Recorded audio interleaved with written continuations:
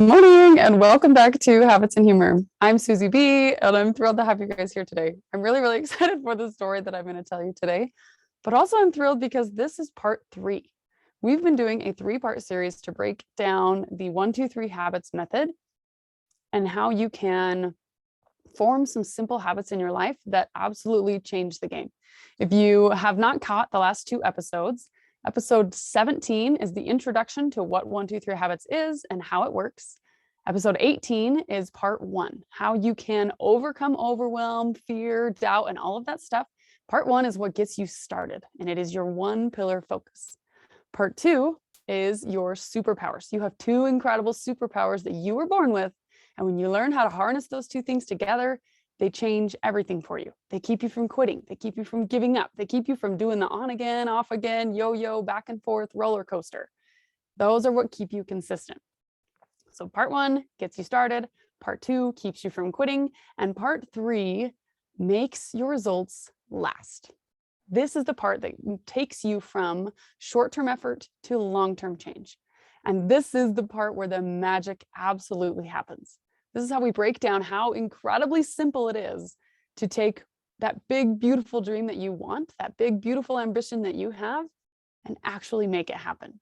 Part 3 is epic. And I love this process. And I love that we have completed this series of 1, 2, 3 right here. Next week, we're going to have an amazing guest come on. Her name is Mary, and she has done the 1, 2, 3 habits system. She did it incredibly well, and she has had phenomenal success with it. And so I'm having her come on. She's one of my clients, and she's going to come on and tell us how this has made a difference for her and why it has impacted her so much and what she's doing with it now.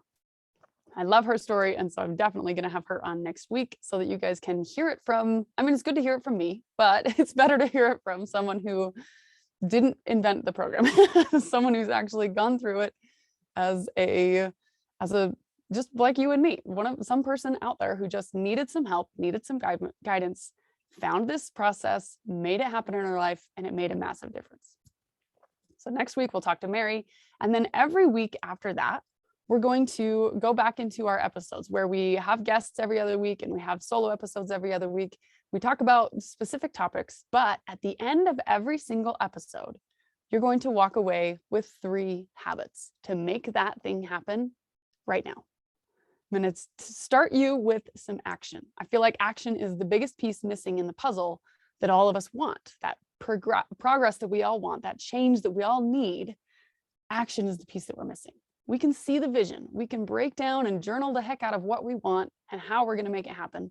But until we actually do the thing, it's not going to make any difference. So every single episode at the end of the show, I'm going to give you 3 habits that you can walk away with, that you can harness and put into your life right now. Actually implement the action. I'm so excited about this piece. And I'm really excited to be at this point in the season so that we can start doing that and start utilizing this information. All right, so today is part 3. Part 3, and I thought to myself, what story can I tell to make part 3 memorable? And I thought, okay, well, we're talking about part 3. We're talking about 3 habits. I'm going to tell a story about 3. I'm going to tell you a story about a triathlon. A triathlon is obviously an event that has 3 parts. There are 3 different sports or 3 different events in a triathlon. And there's running, biking, and swimming. A sprint triathlon is kind of like a taste test of this race, and you get a little bit of each of those events. I love sprint triathlons. They're my favorite race because they are about as long as a half marathon in terms of time, but you get to do 3 things during that period of time. For me, if you know me, you know I'm not a mental runner. I can't do the same thing for 2 hours at a time. My attention span just can't handle it. So my attention span says that, to me, that sprint triathlons are way more fun. So in an hour and a half to 2 hours, I get to experience 3 different races, basically, all wrapped up into one spectacular event. I love these races. They're super fun. I need to sign up for some to do some this summer. Anyway, so my brother, okay, let's back up a little bit. My mom is amazing. And when she turned 50, she set a goal for herself that she wanted to do a sprint triathlon. Like, this is a crazy ambition. So she's awesome. And I admire the heck out of her for this. So when she turned 50, she's like, I'm going to sign up for a race and I'm going to do this sprint triathlon. And so my brother, who lives in the town where the event was happening, signed up with her. And then I signed up with her as well. So the three of us signed up together. I lived in Utah, she lived in Idaho Falls, and my brother lived in Pocatello. So we met together in the middle and did this event together. So before the race, though, let me break down. This particular race was a 5K run, a 20K bike, and a 500-meter swim. The run was a trail run on a paved path, and the bike was on a road, and then the swim was in a swimming pool. And so to train for this race, I started running twice a week, biking twice a week, and swimming twice a week. And I thought, okay, this is going to be good. But let's back up just a moment. When we signed up for the race, I didn't have a bike. I did not own a bicycle, and neither did my brother. My mom, by this point, had become an avid biker, and so she had a nice bike and good equipment, and she was ready to train for this thing. She didn't like to run, so this was a big challenge for herself, and I love that she did it. I'm still just in awe of her and her goals. She's amazing. So my brother and I were like, well, we don't own bikes, and my thought was, I'm going to go buy a bike and I'm going to use it to train. The race was like a month away. We had a month to prep for this thing. And so in my head, I'm like, I'm going to go buy a bike and I'm just going to train and I'm going to use the bike in the race. And my brother's thought was, I'm a decent runner. He's really, really athletic. And he and I are both very competitive. And we've always had a good little friendly competition between us. And so we both wanted to win. We wanted to beat each other. It doesn't matter who else was in the race, but we just wanted to beat each other. So he's like, I'm going to crush the run and I'm going to crush the swim and I'm not even going to worry about the bike. He's like, biking's easy. I don't need to train for that. So I'm like, all right, you're crazy. Do what you want. So I start training, running, biking, swimming, each one like 1 day a week for the month. And before, I didn't own a bike. So I had to go get a bike. And at this point, I'm a newlywed, I've got a baby, and my husband's still in college. So we're starving college students. We don't have the money for a bike, right? So I go out and I do what I do best, and I cheapskate. So I went to a thrift store. I love thrift stores. If you don't know this about me, you should know this about me because I love thrift stores. Anyway, so I go to a thrift store and I'm looking around for a road bike. I have never owned a nice bike in my entire life, and I know nothing about road bikes, total novice. So I go into this thrift store and I see this bike and I'm like, okay, it's like a narrow frame and it's got these skinny little tires and they're smooth. This must be a road bike. Oh, and it had the curly handlebars, like the fancy people use when they're they're doing their road bike races. So I thought, for sure, this is a road bike. So I bought it. It was $10. It was a beauty, like a rust bucket from 1970. It was this horrible gray color with some lovely, I don't know if they were maroon accents or if they were just like rusted out pieces of metal, but there was like these red marks on it. It was beautiful. I wish I had a picture of before. I do have a picture of after. I'll put that on my Instagram this week so you guys can see this beautiful beast. So I buy this bike. She was $10. I named her Stella and I loved her dearly. So Stella, $10 Stella and we walk out of the store and I'm like, you know what? She needs to look the part. If she's going to be a racing bike, she's got to look like it. So we stop over to Walmart and I grab a can of spray paint and some new tubes and some handlebar wraps. So I get her all looking pretty. And the handlebar wraps are black and I spray paint her with, $2 spray paint. So she's top quality. She looks beautiful. I paint her all black and then I give her 2 yellow racing stripes. Y'all know yellow is like my soul color. So of course she had yellow on her. So I paint 2 racing stripes down her, down the middle of the bar. I'll show you the picture. You can see her. Anyway, she looked good. She looked real good. This $10 bike, although I had spent new tubes and new handlebar wraps and spray paint. So she's probably like a $20 bike now. $20 Stella and we start racing. We start practicing, start training. I'm feeling good. I've never really biked on a road before and it's like super fun. You can go crazy fast. And I lived in this canyon where there was a huge hill. And so you start off just like tearing out of there, super speed down this giant hill. Our house was up on the bench. And so the first beginning of every ride that I did was just this massive hill. It was awesome. So I'm racing and I'm practicing riding and I'm practicing running and practicing swimming. And I happened to work at a gym where there was a pool. And they had a phenomenal swim instructor program there, just absolutely world-class coaches. And so I roped I was doing lap swimming. I'm a terrible swimmer. I always have been a terrible swimmer. And Someday I'll tell you guys on this show about the time I tried to be a lifeguard. It's a classic, how shall I say, reality check. Ego. Oh, I lost my ego that day. That's what happened there. Massive humility slap to the face. Anyway, we'll get there someday, but not today. So I'm a terrible swimmer, and I just signed up for a race that I have to swim. So I start swimming laps in the pool, and up until this point, like I can swim 500 meters, and I was putting up a time of pretty consistently. I was timing myself pretty consistently, somewhere between like 15 and 16 minutes for this 500 meters, which is about 10 laps. And so I'm pretty consistent with this time, but I just am dying. Like by the time I get out of that pool, I'm so out of breath, and I have to do the backstroke for about half the time because I can't breathe underwater. Obviously, no one can breathe underwater, but I can't breathe doing freestyle. I don't get it. So we're a week out from the race, and I'm like, you know what? I need a little bit of help with this one. I just want to really nail this piece down and really go for it. So I go in there to one of my friends that was one of the swim instructors, and I'm like, hey, would you give me a swimming lesson? And he's like, sure, yeah, why not?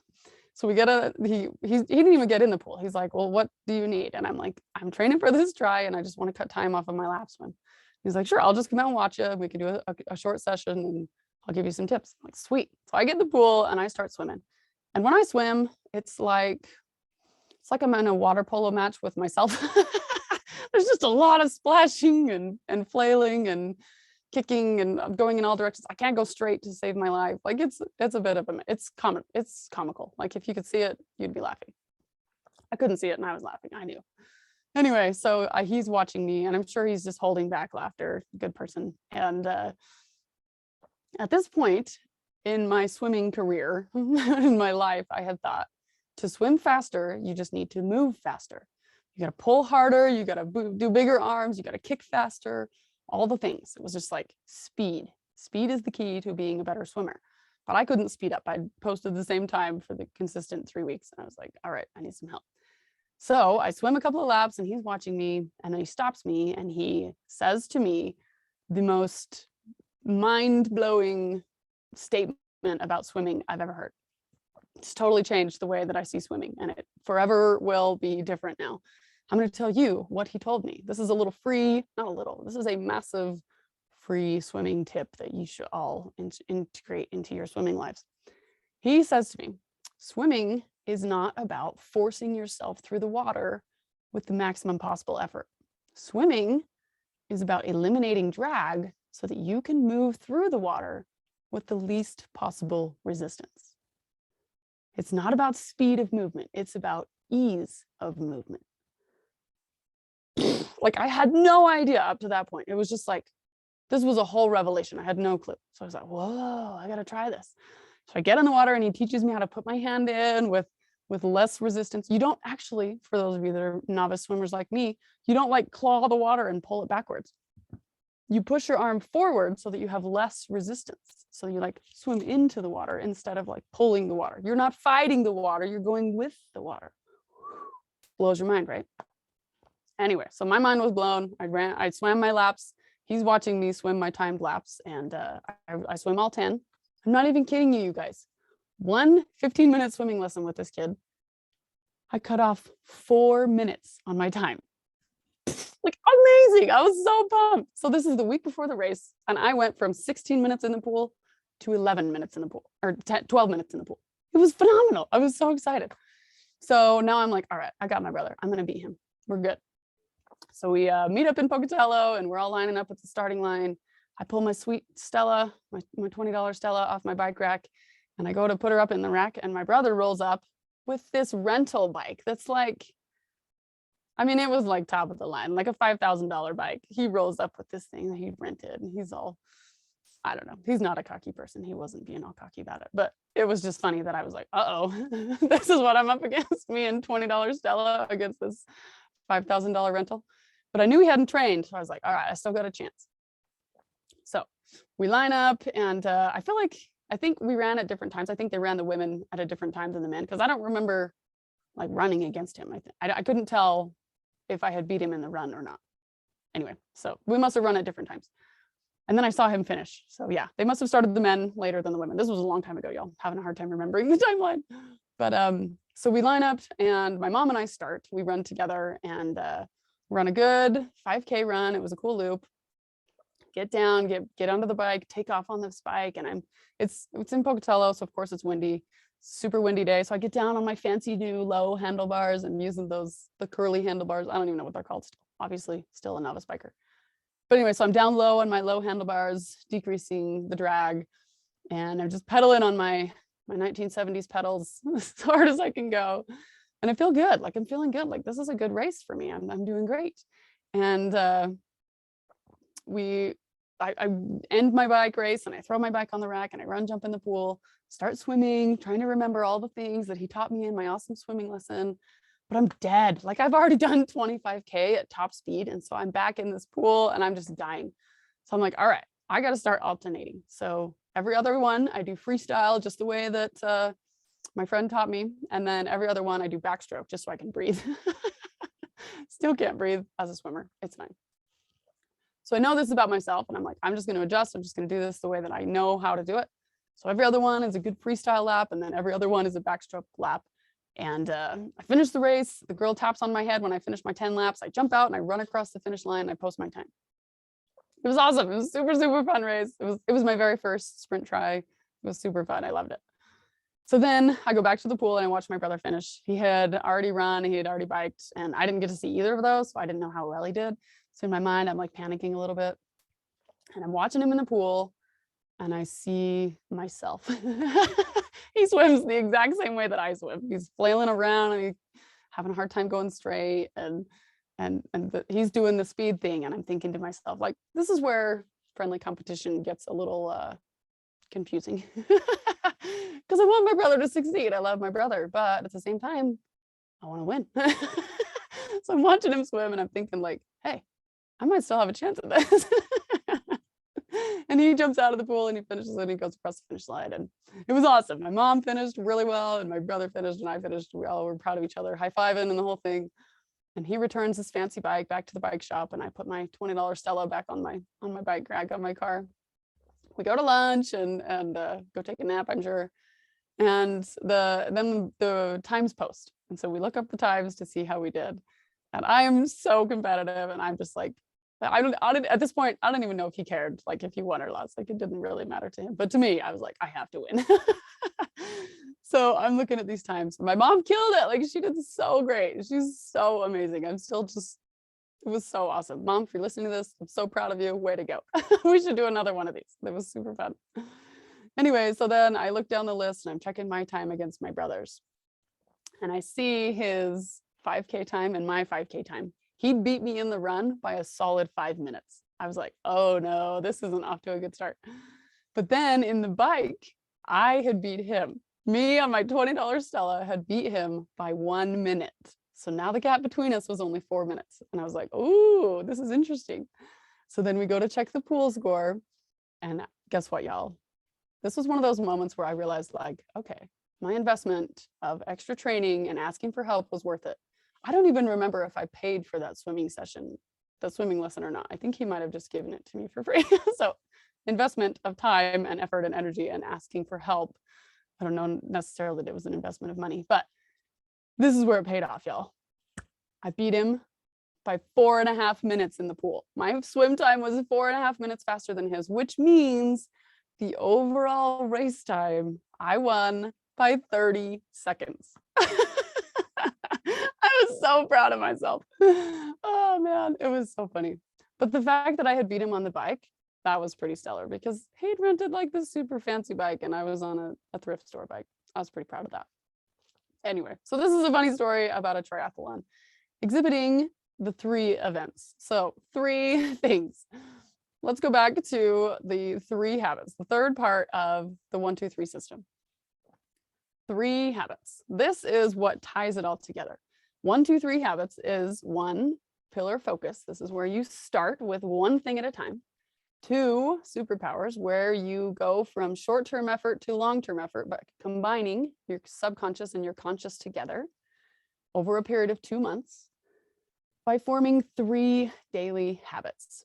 3 daily habits. So instead of on again, off again, instead of just a little bit here and a little bit there, we're going to change that to something that your brain loves and understands. Your brain loves two things. It loves simplicity and it loves patterns. Simplicity because you only control about 5% of your mind at a time. You can only use your conscious mind is only, what you're thinking about every single day is only about 5% of your total brain capacity. So you're working with a very small piece. And if you try and pump in a whole bunch of super complicated, time-consuming stuff in there, your brain gets worn out quickly. And either it can focus on that thing and let everything else go to the wayside, or it's like a pinball machine and its attention is driven everywhere and everything ends up mediocre. So simplify. Whatever you're doing, your brain wants you to make it simpler.